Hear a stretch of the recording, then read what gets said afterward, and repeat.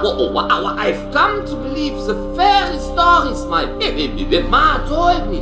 As a with symphonian blood. Stories of three ancient ethereal beings known as bodies who slumber in an eternal sleep and dream music into our world. I was there, I tell you. I was there when they woke up. Hey Kotaku, Evan Narcisse here. We are taking a look at a game called Beatbuddy today.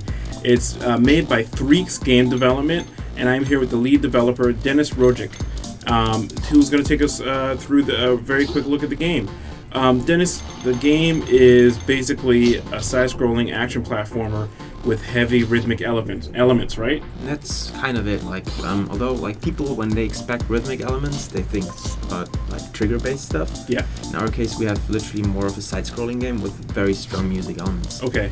So we're here early on in the game, taking a look, and show us what that means. So basically, every single level is composed by one song, and that song is kind of mirrored or done by the level. So instead of what you regularly have, as I mentioned before, a linear approach to music games, this is completely interactive. So this means, for example, as you hear right now, that's the bass drum. If you touch that thing, it's the same time a game mechanic. Right. But I noticed that's a typical mechanic you'd see in a platformer where things bounce you around, but there was a beat to all of that. There was like a cymbal crash. Exactly. So what we tried to do was that we build up the entire song with game mechanics, and that makes this game a music game in comparison to rhythm games. So this means, for example, here you have a crap and you see the legs of the crap and they're actually triggering the sounds you can hear. So this is the hi-hat. Because if it's interactive, I can punch it and the sound goes away.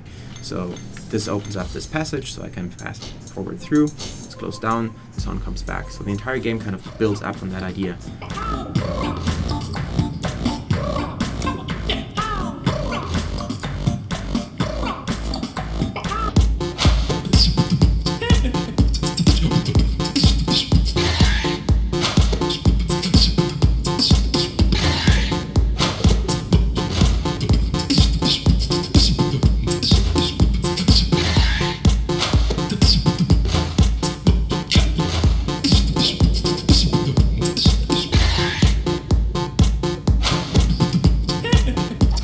That's actually a cool thing. The story was written by Ryan Pratchett. Right. Steven and I were talking about that because I remember we both read about that, and quite frankly, it seemed kind of weird. Ryan Pratchett. I mean, she's written a bunch of different games, a bunch of different genres, but she's kind of a big name game writer, and for her to hook up with you guys, can you talk about how that happened? That was really fun. I have to correct because she insists on that, and she's right because the story was already done, but we crapped up so badly that she had to rewrite everything. So right. It's not so you guys had an outline. Yeah, we had the game was pretty much done, to be honest. It was pretty far late in development. It was this cliche thing what you always think will never ever happen to your game. And it actually happened that we realized, okay, we're not writers, this sucks. Right. And we realized we need a writer, and at that point we started struggling to find someone who's willing to do that. And at the same time we've been working with Austin Wintry. His track is level 5, and he's good friends with Rihanna. And so we were looking around at that point and asking everyone if anyone knows a writer who could help out. And she just finished working on Tomb Raider. Wow. So she was like, yeah, an indie game would be fun. Do you know anyone? And he connected us, and it worked. And it seems like this game is the polar opposite of Tomb Raider, which is a very grim, harrowing tale of survival. No. And now you're this underwater aquatic creature who lives in a world of music. So she was probably really happy to dive into this. I think she had fun. It was really fun working with her. So we tried to give her as much freedom as possible, although at that point, as I mentioned, most of the cinematics that was done in-game stuff, so she had just ability to rewrite the actual dialogue and make a working story out of that, with minor changes. But holy crap, if she didn't do that, I don't know, it is a huge difference. The whole thing kind of came to life with that. I'm very happy about it. I mean, it's the general thing where you underestimate how much work actually writing in games is. Yeah, And it's good to hear you talk about like writing being significant, because your game's like obviously driven by mechanics and visuals. It's the kind of thing where you could half-ass it on the writing, and maybe nobody would have expectations otherwise, but you didn't, and you feel like it actually made the game better. Yeah, I definitely like. I mean, it's this little coherent thing that has to go on, and especially like there is some humor in there, and it's part of the experience, right? And if this doesn't work and if the punchlines don't kick in the way you imagine it to be, it's just horrible. Right.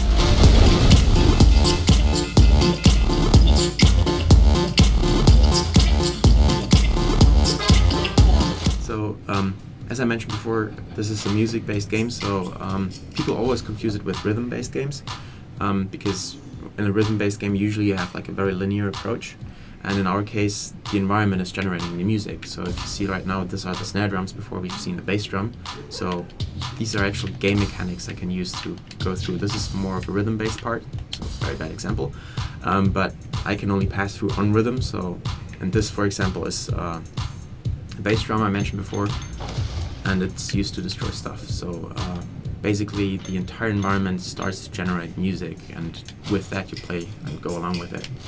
And obviously sound design had to be very important for you guys, because you want people to be able to hear the right thing at the right time, because it's not just a background, it's actually a cue as to what to do. Exactly. Like actually, like this took us ages to make it work. I think it took us more than a year, because you have up to, I think, 12 to 15 stems running at the same time. Wow. So you have to make a song, right? And just getting that working without any hiccups and stuff like that was really, really tough. And actually, we have a patent pending for it. Oh, that's impressive. It's really, So you've innovated with your sound technology. It's, I don't know how this happened. Like it's one of those things where you never think this is even a possibility or something like that could be a thing, but as a matter of fact, like the entire budget of the game is technology based. So we didn't get money for the game to make a game, but it was money to make the technology to make a game. Interesting. So this was how we actually managed to get some funding to build up this game. Where did that funding come from? It's from Germany. It's called Innovationsstarterfonds, which is a funding that is, as I mentioned, just for technology. Okay. But is it a government fund or private? It's a mixture. Like it's a government-based funding where half of the city gives money and half of Europe gives money. Oh, okay. And you kind of how do you say, like you have to give up some shares of your company. Okay. It's like a venture capital. Yep. And therefore you can get like a decent amount of money to make a game. But you guys still own like the intellectual property of Beatbuddy. Yeah, exactly. Like right. Everything is ours, just like parts of the company we had to sell to get the budget. Like when we started, we were just students, so we thought like, okay, let's make a game. Can't be that hard, right? And that was about 4 years ago, and it took us about actually 4 years to get like the team together, to get the money, to get the know-how, to get like all these things that matter to build up a game. And one of them is actually getting like the knowledge how to get money, which right. It's weird, but without money you can make games. Sure. Even if you have all the equipment and know-how. Especially like it's 8 guys working on this system, on this game, and like still our salaries are ridiculously low and stuff, but you have to make some kind of living, and that was like a huge part of like just figuring out how to survive and keep on working on that. So tell us a little bit about the game, about the story and the inspirations for Beatbuddy. The name of the character you're controlling is Beatbuddy. Exactly. And what's his mission? What's he trying to do in this world? Well, his mission is that he wakes up and he's one of 3 guardians who kind of bring music into the world. Mm-hmm. And when he wakes up, he figures that like the 2 other guardians are missing, and he's kind of on his quest figuring out what happened to those 2 guardians and how like pretty early on he figures that there's some other guy, we call him the Prince, who kind of tries to use his powers to bring his own music into the world, and that's like the basic story where he kind of just figures out how to stop the Prince and get him back to sleep. Right, so it's almost like a DJ battle or something. Something like that. It's although the Prince is a bit like a nutcase, like true royalty. So nice. And yeah, that's like the story around it. And like it's always like we try to focus everything on the music and like the experience of the game. So we have those story moments. I hope that it's like adding up to the entire thing, that you more feel like flowing through a level and playing a place that is literally, how do you say, built up by music. Right, made of music. Made of music, and the entire world should feel like that. It should be more of a like couch experience where you just kind of have a synesthetic world where like music is part of visuals and everything. Right. So as you see, like this is part of the technology. Like the legs of the crab, they hit exactly on the snare beat. Oh yeah. So if I punch it, it's gone. So I can literally mix the track by moving. So I move through here, I wait a minute, it's kicking back in. And now I have like a bit of a drum set going on and snare streams, and now the next synthy should kick in with this. And so like the entire environment is literally built up by that. There we go. And then we start building up puzzles with that. So this is like fairly simple. And so the more you progress, I think the music should start kicking at this point a bit stronger. The more music you'll hear, and just by moving, because the closer I get to the bass drum, the louder it gets and stuff like that. You literally mix up the song a bit just with your movement. That's really cool. So this, for example, sets up a snare stream, so now we have a snare drum as well. And the bubble pops exactly on the snare beat, and if I stop it... Yeah, there's like a little piano figure that's coming now. Yeah, so if I stop it, the gate closes down, the snare drum is gone as well. This is like how it builds up. There we go. So, and when you guys were thinking about musical styles, actual musical styles that you want to incorporate in the game, like this is like a little bit of a like electro funk with some jazz on top of it. What made you guys decide to mix things up the way you did? Well, this is part of Stellar. He's one of my favorite swing artists. Like, he's pretty huge in Europe, and for us it was more like we love this kind of music, right? And we just want to make a game with it. And it's with every track we have is like musicians we really enjoyed listening to. Right. You mentioned Austin Wintory, exactly.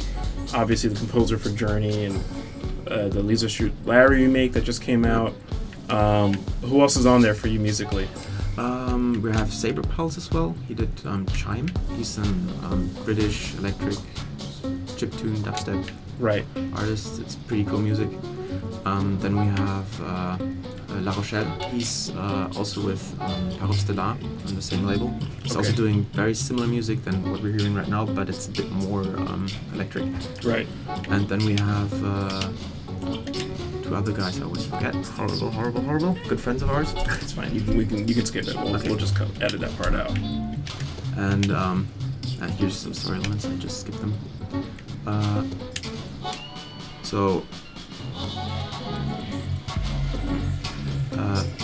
This is basically sorry, got lost. This is the other part of the game.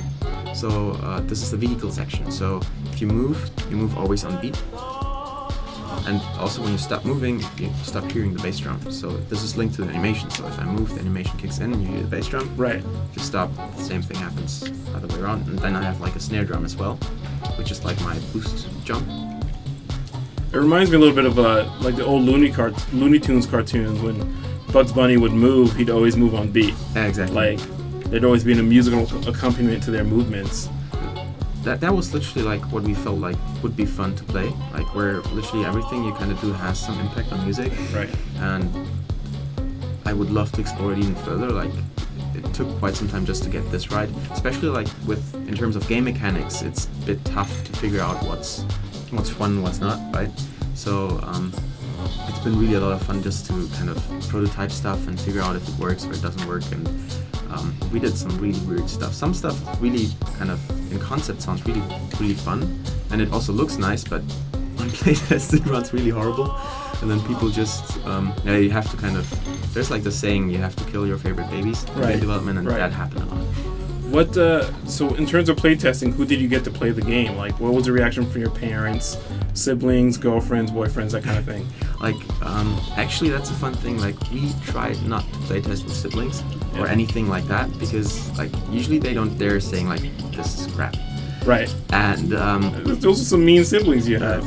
like so we tried everyone. Like, of course we tried, like, our girlfriends played it and family and stuff like that, but we did really a lot of playtesting with a lot of people we invited over. Just like, actually at some point we went down to the street on the like street in front of our office and just asked people if they're interested to play the game. And even that was really helpful, because this were some people literally never played a game before, some people were gamers, so you get like really, really good feedback out of that, because of course they don't dare saying this is crap or whatever, but Right. you get a more honest opinion and you see where the issues are, which is like, I love playtesting, it's so much fun. Did the feedback from the playtest change anything in the game? Constantly. Like, for example, this thing, I can show it you. I had like many things, like the bass drum, for example. We used to have these plants just floating in air, Right. but this was really confusing for people, so they kind of didn't get the hang of it, so we had to plant them on the Anchor side. them on the environment, right. Stuff like that. And this thing, like what I'm touching right now, was like one of our biggest issues. Like, this thing, till we made that work, this took ages. Especially like now you have like this glow around in the back, so you know you Right, can the touch handle it here. that it lets you know that it's movable. Exactly. Then of course I'll show you, had like people didn't know where they're aiming at, so we had to figure a way out how this works on this. So this is like one of the early puzzles where you need to kind of aim with it a bit more thorough. And now if you aim at it, you have like this glowing shine. Right. And if you aim at another one, it starts glowing as well. And this is just about playtesting, because when we started doing, nothing of this was there. Right. And people just didn't get it right. And So basically, you're talking about figuring out how to visually communicate information to the player. and that was especially when you're doing your first game and you have literally no experience on that. This happens a lot. Like, you just think like this is obvious, and people just don't get it. And the same goes with the music. Like, where's the point? Like, we were afraid in the beginning that like one track would be way too long and it would repeat way too hard and way too many times. And then we started playtesting. Like, our first levels were in total playtime about 5 minutes. But we realized with every playthrough that because you mix those songs where you're moving, you can stretch it further and further and further. And because of that, we ended up having levels in the length of 40 minutes. Wow. And people don't bother that much about it. And that's really interesting, because in the beginning we expected to make like 20 songs.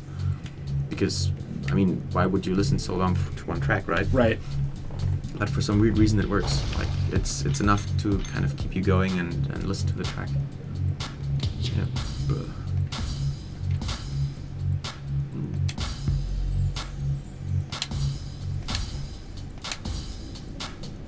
I think we're gonna wrap it up, Dennis. Yeah.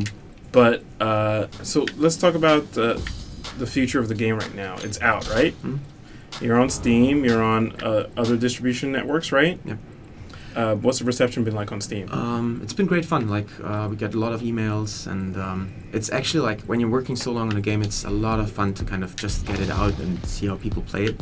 That's been really enjoyable, especially on Steam. Like, we're also working on console versions, but this might take some time because we're noobs.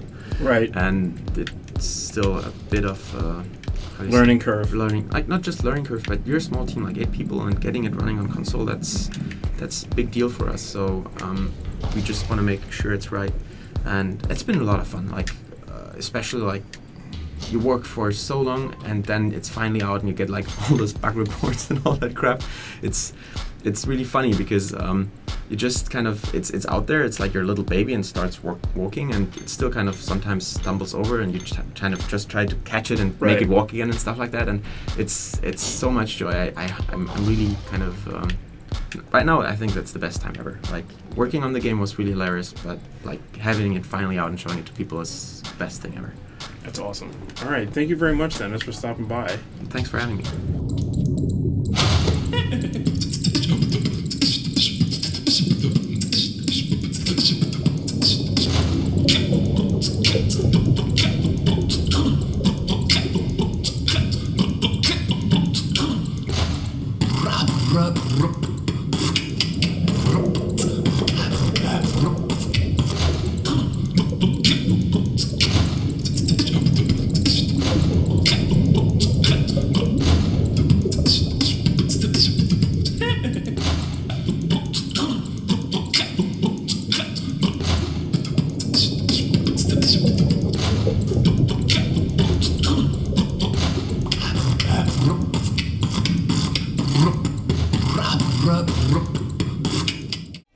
It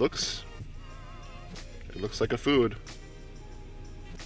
Let's see how it tastes. Okay, so we're gonna go ahead and give this a try. Waffly goodness.